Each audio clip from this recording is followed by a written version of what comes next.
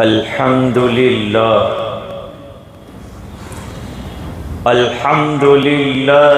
وکفى وسلام علی عباده الذین اصطفى اما بعد اعوذ باللہ من الشیطان الرجیم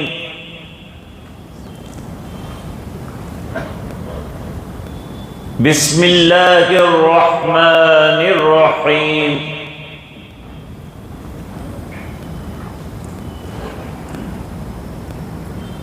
وَلَا تَسُبُّوا الَّذِينَ يَدْعُونَ مِن دُونِ اللَّهِ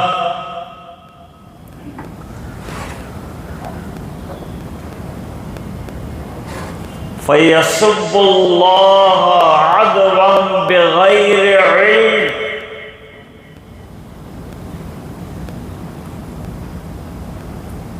صدق اللہ العظیم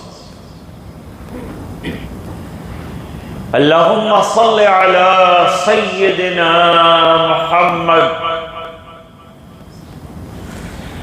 وعلی آل سیدنا محمد وبارک وسلم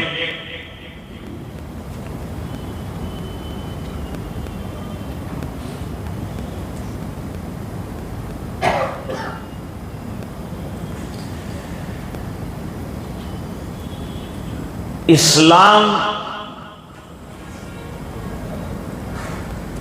اخلاق سکھانے والا بہترین تعلیم دینے والا دین ہے۔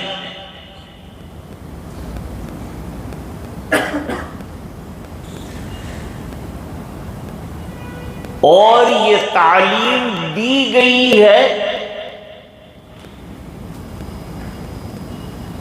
ہمارے آقا جناب رسول اللہ صلی اللہ علیہ وسلم کے ذریعے سے۔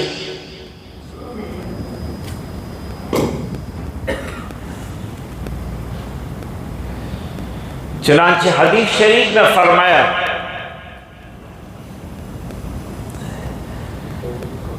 ادبنی ربی فاحسن تعدیبی،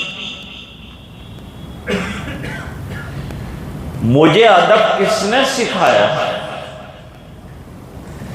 مجھے ادب میرے پروردگار نے سکھایا، بہترین ادب سکھایا۔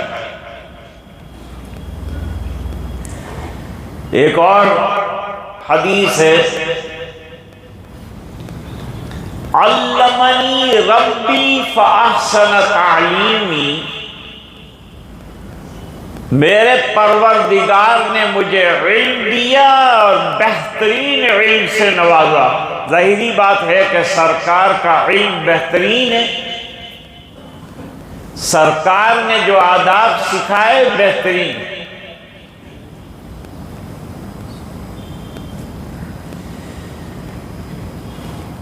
ایک مثال اس کی دیکھ،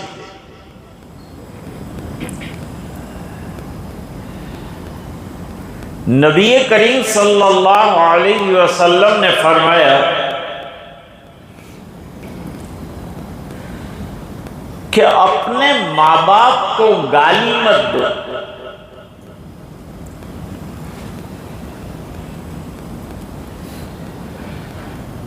کس کے سامنے کہا جا رہا ہے؟ صحابہ کرام کے سامنے حضور ارشاد فرما رہے ہیں اپنے ماں باپ کو گالی مت۔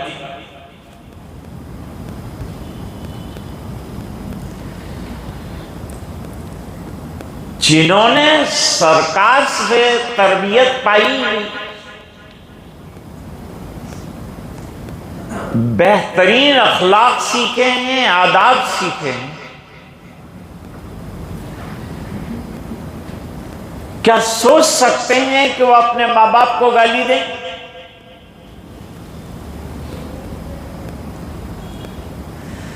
حضرت اسماء رضی اللہ تعالی عنہا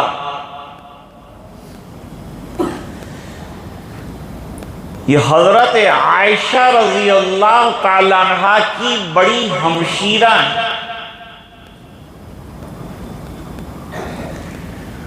ان کے پاس غیر مسلمہ ماں آئی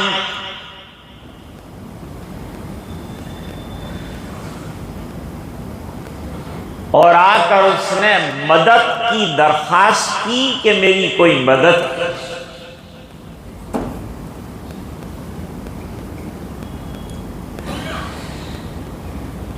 تو حضرت اسماء رضی اللہ تعالی عنہا نے ماں سے کہا ماں ٹھہر جا، تو غیر مسلمہ ہے، میں مسلمان ہوں، میں سرکار سے پوچھ لوں کہ تیری مدد کر سکتے ہیں.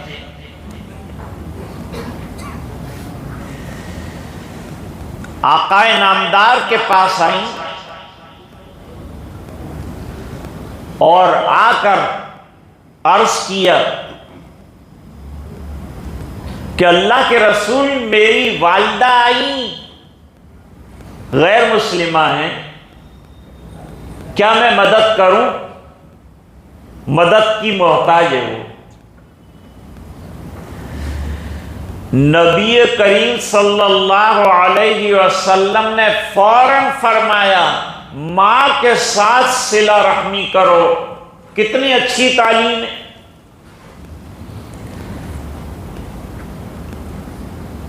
اس سے پتا چلا کہ ضرورت پڑنے پر غیر مسلم کی بھی مدد کی جا سکتی. ہم انسان ہیں، انسان کو انسان کی ضرورت پیش آتی، ایک دوسرے کی مدد کرنا انسانیت کا تقاضا ہے، بھائی چارے کا تقاضا ہے.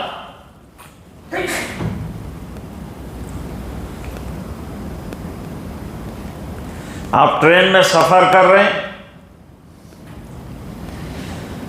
پڑوس میں غیر مسلم بیٹھا ہے، آپ ذرا جگہ کر دیجئے اس کے لیے، اس کا سامان رکھ دیجئے، اس کے لیے جگہ کر دیجئے. دیکھیے 2 منٹ میں ایسا گرویدہ ہو گیا، اخلاق سے مارا جائے گا.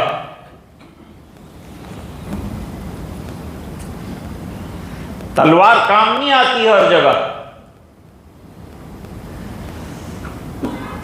ابھی وہ گستاخی کی تھی اس ظالم نے تو بس ایک شور مچا، سرتن سے جدا، سرتن سے جدا. ہمارا کام نہیں سرتن سے جدا.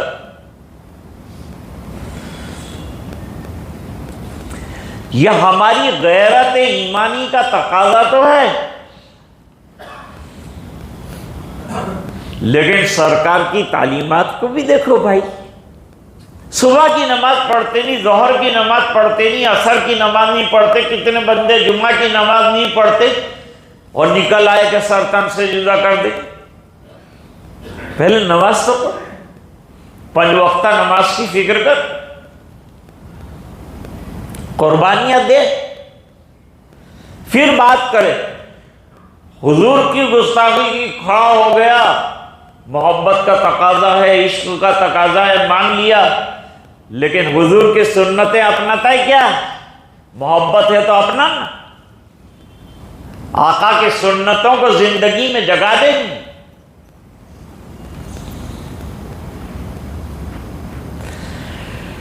تو صحابہ کرام بہت گھبرا گئے. حضور اپنے والدین کو تو کوئی گالی دیتا ہوگا.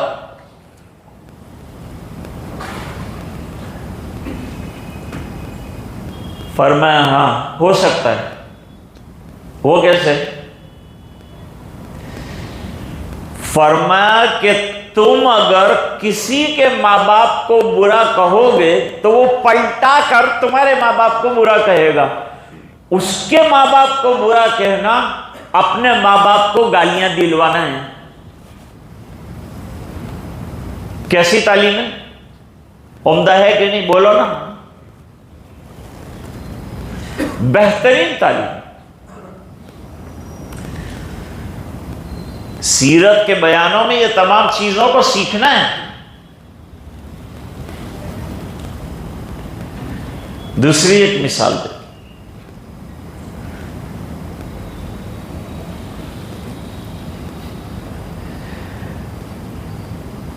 حضور پاک صلی اللہ علیہ وسلم نے فرمایا انصر اخاک ظالما او مظلوما،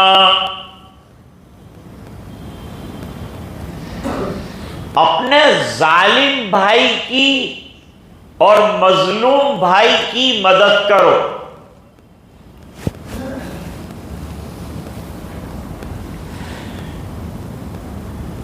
صحابہ سوال نہیں کرتے،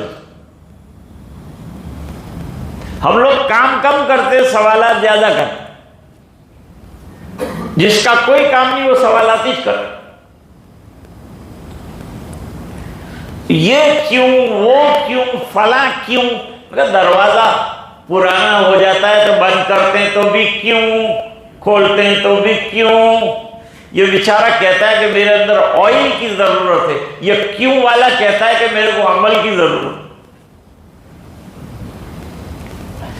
جب عمل آ جائے گا تو کیوں کیوں ختم ہو جائے۔ ہاں بھائی، موقع سے ضرورت کے مطابق صحابہ نے سوال کیے ہیں، اور سوال کیوں کرنا چاہیے؟ علم کے اضافے کے لیے، عقائد کی درستگی کے لیے، عمل کو ٹھیک کرنے کے لیے عالم سے سوال کرو، بتائے گا، جواب دے گا۔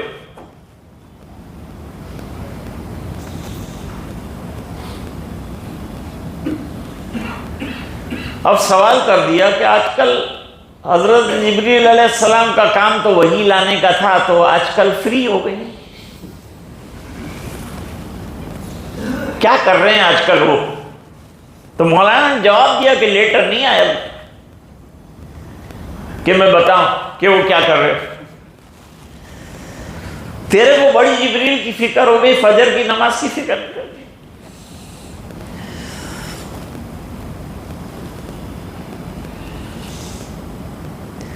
ٹرین میں ایک مولانا بیٹھے تھے تو دین کی کچھ باتیں چل رہی تھی، تو ایک ایجوکیٹڈ آدمی تھا، وہ مولانا کو پھنسانے کے لیے سوال کرتا۔ مولانا اگر کوئی آدمی 6 مہینے جہاں دین ہوتا ہے وہاں پہنچ جائے، اور 6 مہینے کی رات ہوتی ہے وہاں پہنچ جائے، تو نماز کیسے پڑھے گا؟ تو حضرت نے پوچھا کہ تو جانے کا ہے وہاں، ارادہ ہے کہ نہیں؟ ارادہ تو نہیں ہے، کہاں وہ بھی معلوم نہیں ہے۔ تو جب معلوم نہیں ہے، جانا نہیں ہے، پھر کائے کے لیے سوال پوچھتا ہے؟ جب جائے، جب پوچھنے آنا تو میرے پاس اس کا بھی جواب ہے کہ کیسے نماز پڑھے گا۔ اسلام میں ہر چیز کا حل ہے۔ بہرحال صحابہ نے ادب سے سوال کیا، سوال کرنے میں بھی ادب ہونا چاہیے۔ سوال کیا صحابہ کرام نے کہ مظلوم کی مدد کرنا تو سمجھ میں آتا ہے کہ اس پر ظلم ہوا ہے، اس کی مدد کی جائے، لیکن ظالم کی مدد کیسے کریں؟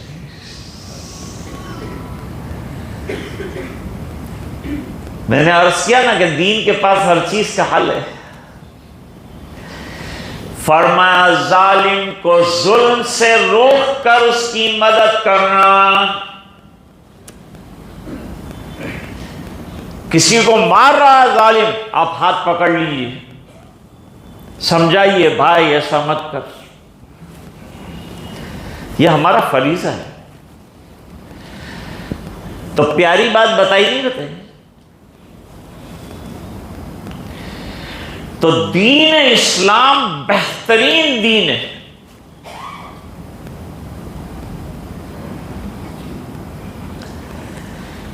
آج میں نے ایک آیت پڑھی ہے سورۃ الانعام کی، اللہ تعالیٰ فرماتے ہیں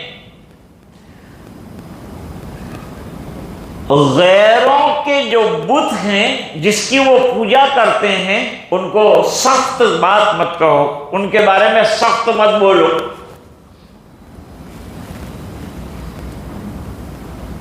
مت بولو۔ ارے بھائی جب وہ غلط ہے تو اس کو غلط نہیں بولیں گے، تو بولنے کا طریقہ ہے، غلط بولنے کا بھی ایک طریقہ ہوتا ہے۔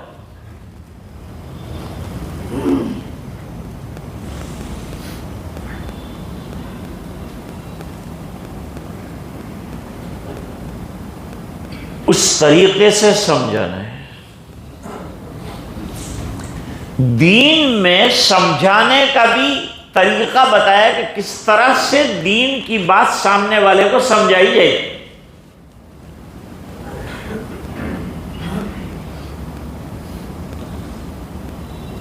میرے والد صاحب فرماتے تھے کہ اجمیر شریف میں مسجد اکبری کے اندر ایک پٹھان وضو بنا رہا، تو پیچھے ایک پٹھان کھڑا تھا، جگہ تھی نہیں، یہ وضو بنائے گا تو وہ پڑھے گا وضو۔ اب وہ وضو غلط بنا رہا تھا، تو اس نے اپنی زبان میں کہا کہ اتنا بڑا داڑھی کا منہ ہے، شرم نہیں آتا تجھے ابھی تک وضو بنانا نہیں ہے، تو نماز کیا ہوگی تیری؟ وہ بھی پٹھان تھا، اس نے کہا نماز تمہارا ابا کا ہے، نہیں پڑھے گا نماز، وضو بھی نہیں کرے گا، چل جا کیا کر لیں۔ وہ نماز بس چلا گیا۔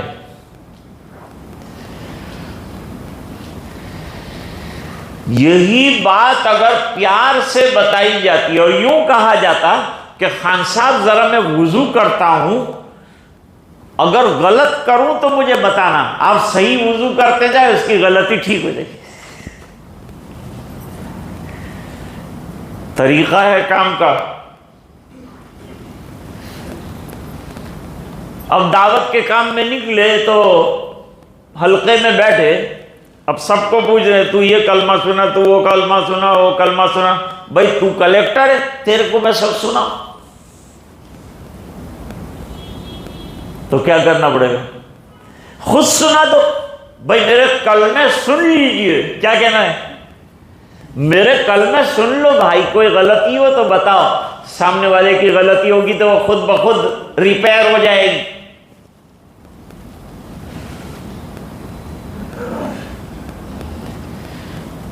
تو ظالم کی مدد کیسے کریں گے؟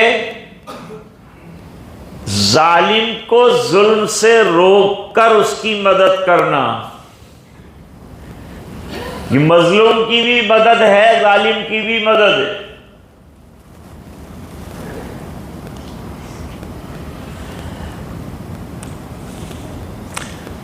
تو دوسروں کے بتوں کو اگرچہ وہ غلط ہیں، تم ان کو برا بلا مت کہو، کیونکہ ان کے ساتھ جو لوگ بھجن کیرتن پوجا کرتے ہیں، ان کے جذبات اور ان کی محبتوں کا سلسلہ اس کے ساتھ قائم ہے۔ ہمارے اس کو نہ کہنے سے وہ تھوڑا ہی مان جائے گے۔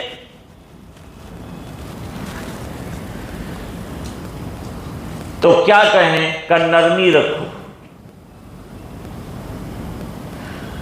کیونکہ اگر تم نے اس کے غلط معبود کو سخت بات کہی اس کے بارے میں، وہ سیدھا اللہ کے اوپر اٹیک کر دے گا اور توحید کو جھٹلا دے گا۔ یہ نقصان کر ڈالا تم نے، فائدہ پہنچانے کو چلے تھے، نقصان کر بیٹھے۔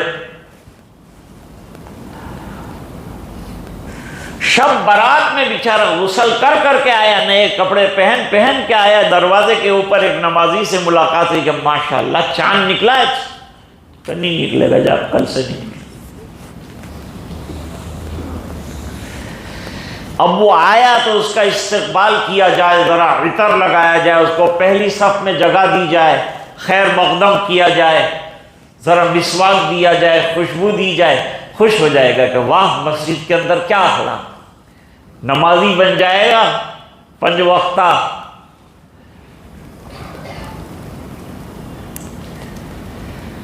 اب ذرا غور سے سنو، یہ سب تمہیدی باتیں چل رہی تھی۔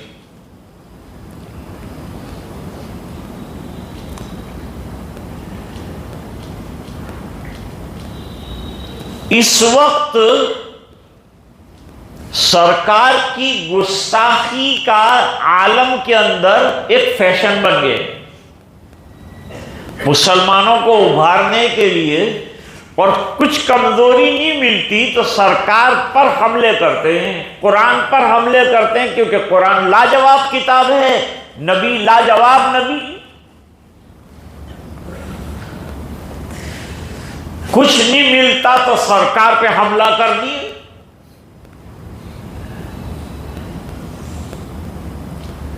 ہم کو پلٹا کے ان کے کسی بت کے لیے بری بات نہیں کرنی.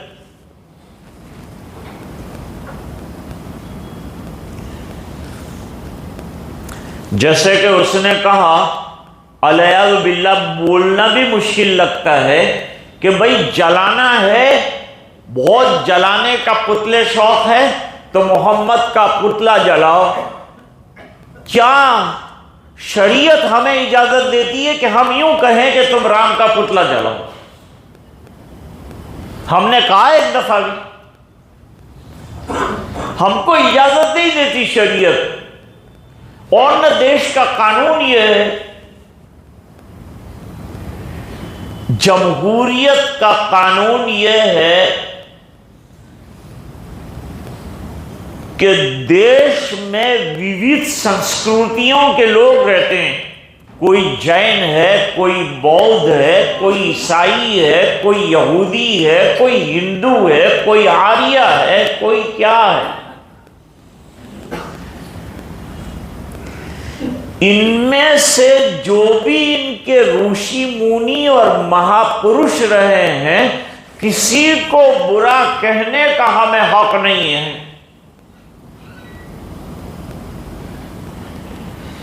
کیونکہ یہ مسلمانوں کا ٹرینڈ ہی نہیں ہے. کسی کو بے عزت کرنا ہمارے مذہب میں نہیں.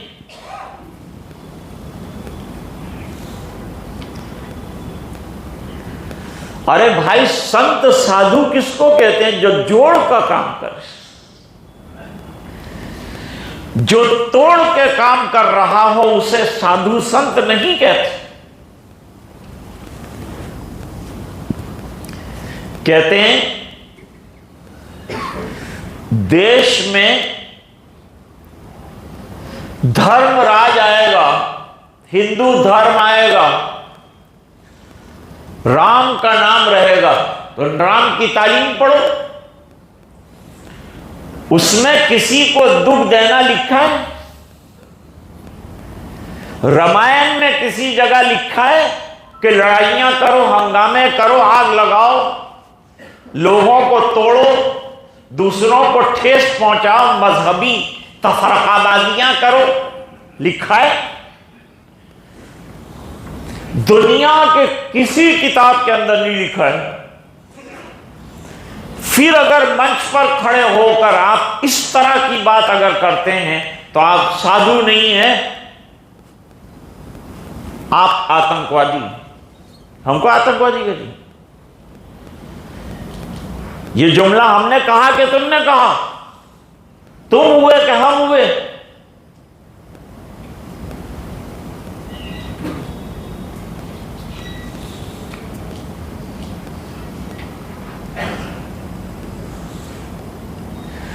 جو ہیں غدار وہ معصوم بنے بیٹھے ہیں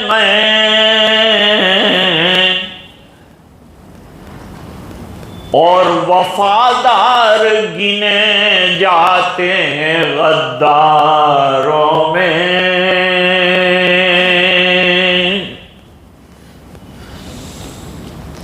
ہم وفاداریاں کر کر کے مر چلے، ہمارے اوپر نئے نئے روزانہ کے الزام تھوپتے ہیں. اور عجیب بات یہ ہے کہ جو غدار ہیں ان کو دیش بھکت کہا. چلو کہو، اس پر بھی ہم کو کوئی اعتراض نہیں، کوئی اعتراض نہیں. اب سنو واقعہ. ہم لوگ مسلمان ہیں، یہ اللہ کا شکر ہے. مسلمان اس وقت تک مسلمان نہیں ہو سکتا جب تک کہ 1,24,000 کم و بیش انبیاء کرام جو دنیا میں تشریف لائے ان پر ایمان نہ لے آئے.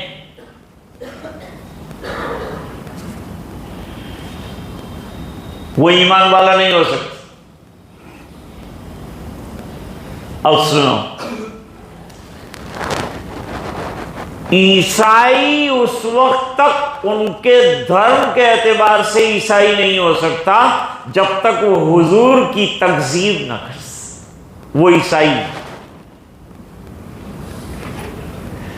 نمبر 2، یہودی موسیٰ علیہ السلام کو تو مانتا ہے، میرے نبی کو نہیں مانتا، اور مسلمان وہ ہے کہ ہر نبی کو مانتا ہے، اور یوں فرمایا کہ ایک نبی کا بھی انکار کیا تو سب نبیوں کا انکار ہے، تیرا ایمان کامل نہیں۔ کیسا عجیب دین ہے کہ نہیں، کتنا بہترین دین ہے کہ نہیں۔ تعلیمات سیکھو اسلام کی اور اسلام کی تعلیمات پر عمل کرو، انشاءاللہ کوئی ہنگامہ نہیں ہوگا۔ ہم قانون کے سہارے سے چلیں گے، عدالت میں جائیں گے، دروازہ کھٹکھٹائیں گے کہ بھئی جمہوریت کہاں گئی؟ آپ جمہوریت لوگ شاہی کی بات کرتے ہو، کہاں گئی؟ ملے گا انصاف، یہاں نہیں ملے گا تو وہاں ملے گا۔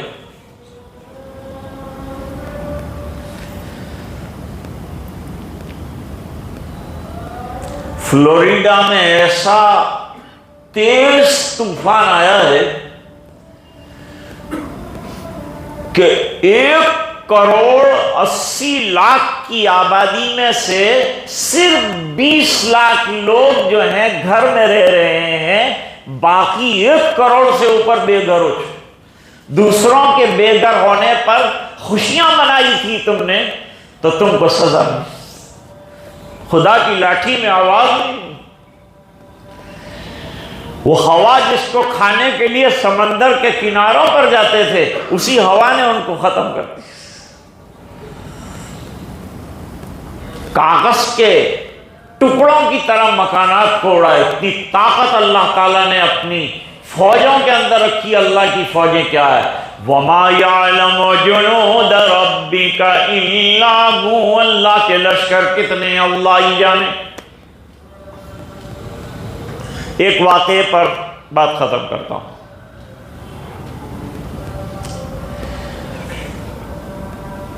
مدینہ منورہ میں یہودی بھی رہتے۔ ایک یہودی ایک مسلمان سے ملا، اس نے اپنے نبی کی تعریف کی، یوں کہا اصطفیٰ موسیٰ علی العالمین، اللہ نے موسیٰ علیہ السلام کو عالمین پر برتری عطا فرمائی۔ مسلمان نے کہا میرے نبی کے بارے میں کیا خیال ہے تیرا؟ اعلیٰ محمد، کیا حضور پر بھی برتری حاصل؟ حالانکہ ہمارے حضور نبی الانبیاء، سرتاج انبیاء، امام انبیاء، اور ہمارا یہ عقیدہ ہے نا بھائی، یہ عقیدہ ہمارا۔ اب اس نے کہا ہاں حضور پہ بھی موسیٰ علیہ السلام کو فضیلت حاصل ہے۔ مسلمان کی غیرت ایمانی جوش میں آئی، ایک تماچا رسید کیا بغیر رسید۔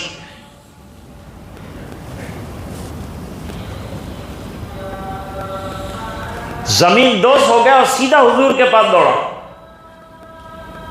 ہمیں مارا ہے، یہ تمہارے آدمی نے مجھے مارا ہے۔ فرمایا بھئی انصاف دونوں طرف کی بات سن کے، اس کی بھی سننی پڑے گی مجھے، تیری بھی سننی پڑے گی، تیری سن لیا وہ اس کی سنتا ہوں۔ اس کو پتہ چلا کہ اسٹارٹ ہو کے سیدھا حضور کے پاس ہی جائے گا، مسئلہ یہ ہے۔ تو وہ بھی پہنچ گیا، بھائی تم نے ان کو مارا ہے؟ کہا جی۔ کیوں؟ کہا حضور آپ کے اوپر موسیٰ علیہ السلام کو برتری دیتا ہے۔ حضور نے فرمایا تم لوگوں کو انبیاء کی درجوں کے بارے میں جھگڑنے کی کس نے اجازت دی؟ تم کو کیا حق ہے؟ دیا محمد کو جو درجہ دینا تھا، اور رسول اللہ کے ساتھ موسیٰ علیہ السلام کو جو درجہ دینا تھا وہ دیے۔ ان کو کلیم اللہ بنایا، مجھے حبیب اللہ بنایا، کیا ہے؟ جھگڑے کی کیا بات ہے؟ پھر حضور پاک صلی اللہ علیہ وسلم نے فرمایا اللہ نے بعض چیزوں میں میرے برادر نبوتی حضرت موسیٰ علیہ السلام کو فضیلت عطا فرمائی ہے۔ حضرت موسیٰ کی فضیلت خود حضور پاک صلی اللہ علیہ وسلم نے بیان فرمائی، اور لوگوں کو منع کیا کہ بحث مت کیا کرو انبیاء کرام کے درجوں میں۔ اس طرح سے اب یہ جو گستاخیوں کا بڑا سلسلہ چل پڑا ہے، زبانوں کو کنٹرول میں رکھیں، کوئی ہنگامہ نہیں، کوئی ادھر ادھر کی بات نہیں، بس اپنے دین سے لگے رہیے، سرکار کی سنتوں کو مضبوطی کے ساتھ تھامیے، اور سامنے والی گھڑی اگر صحیح چل رہی ہے تو ایک بجا رہی ہے، اس لیے بات کو ختم کرتا ہوں۔ وآخر دعوانا الحمد للہ۔